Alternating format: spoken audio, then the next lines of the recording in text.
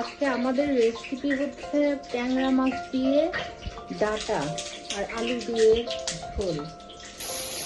ট্যাংরা মাছটা কি দিয়ে দিয়েছ?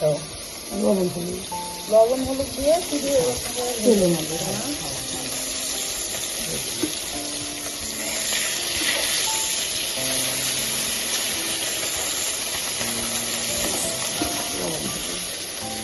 হালকা করে ভাজবে না একটু কড়া করে? না অত করাও না অত হালকা পাও না।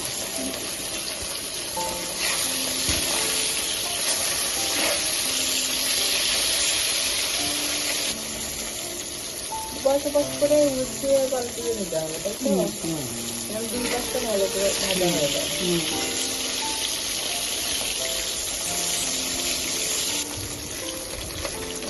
নামিয়ে নিতে হবে।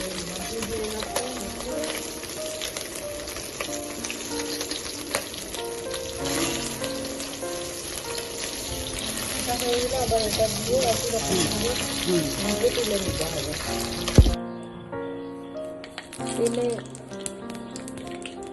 শুকনো মরিচ আর তেজপাতা দিয়ে দেওয়া হয়েছে। এটা গরম হয়ে যাচ্ছে।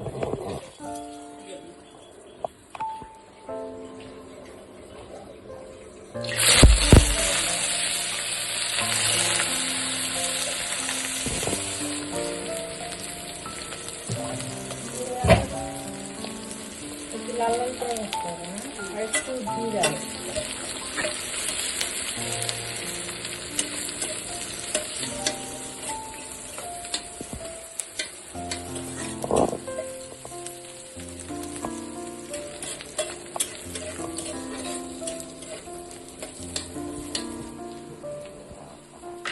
এরপর কি দিবে? লবণ দিই, তাহলে তাড়াতাড়ি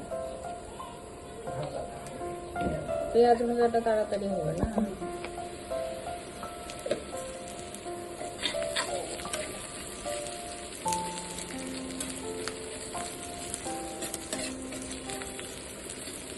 আস্তে আস্তে পেঁয়াজগুলোকে এভাবে ভেজে নিতে হবে।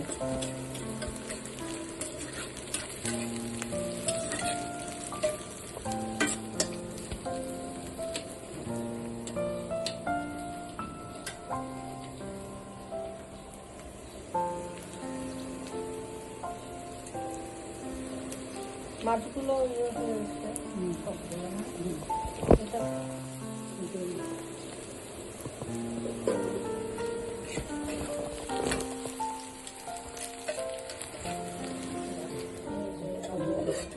এগুলো হচ্ছে মাছ ভাজি। এখানে হচ্ছে ডাটা আর সবজি দিয়ে দেওয়া হলো।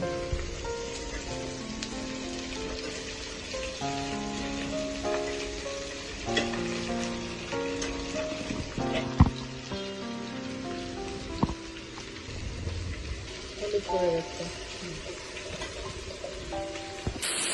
এখানে করেছে ডাটা আলু দেওয়ার পর লবণ আর হলুদ করেছে। এগুলো ভালো করে নাড়াচাড়া করে দিচ্ছে।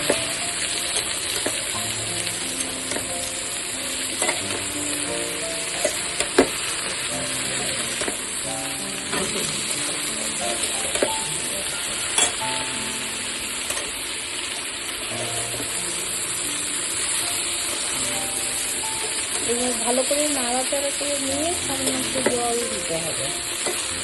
আবার জল দিয়ে একটু নাড়াচাড়া করে পুরোটা দিয়ে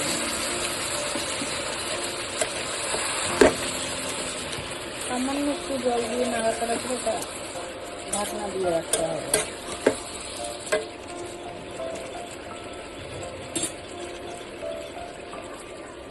ঢাকনা দিয়ে রেখে দিলাম। ঢাকনা দিয়ে এটা কিছুক্ষণ রেখে দিতে হবে। ঢাকনা উল্টে একটু দেখতে হবে কি অবস্থা।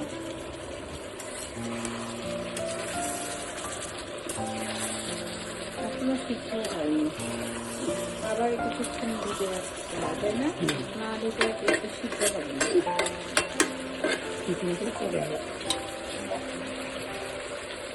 মশলা দিয়ে করেছো? মশলাতে কি কি আছে? এখানে মশলাতে কি কি আছে? জিরা, আদা, ধনিয়া গুঁড়া, মরিচ। জিরা, আদা, ধনিয়া গুঁড়া, মরিচ না, হুম। এগুলো হচ্ছে সব ওখানে যাবে, হুম। এই তরকারিতে যাবে।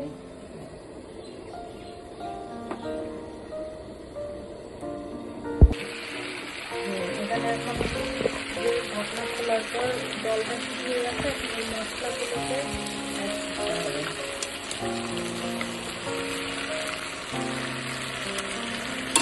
সব মশলাগুলোকে নাড়াচাড়া করে নিতে হবে।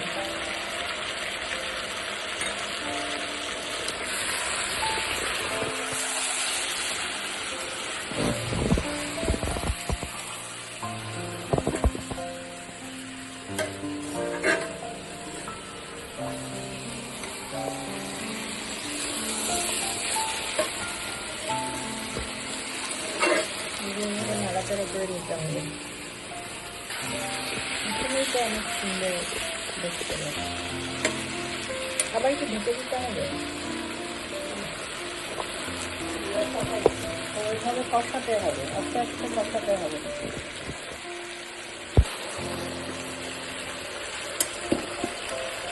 এই যে আমাদের তরকারি কষা হয়ে গেছে, এখন এটাতে ঝোলের জল পড়ে যাবে না?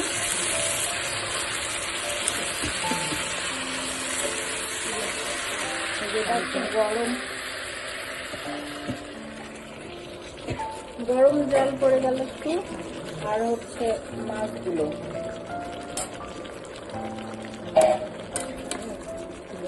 মাছগুলো দিয়ে একটু নাড়াচাড়া করে নিতে হবে।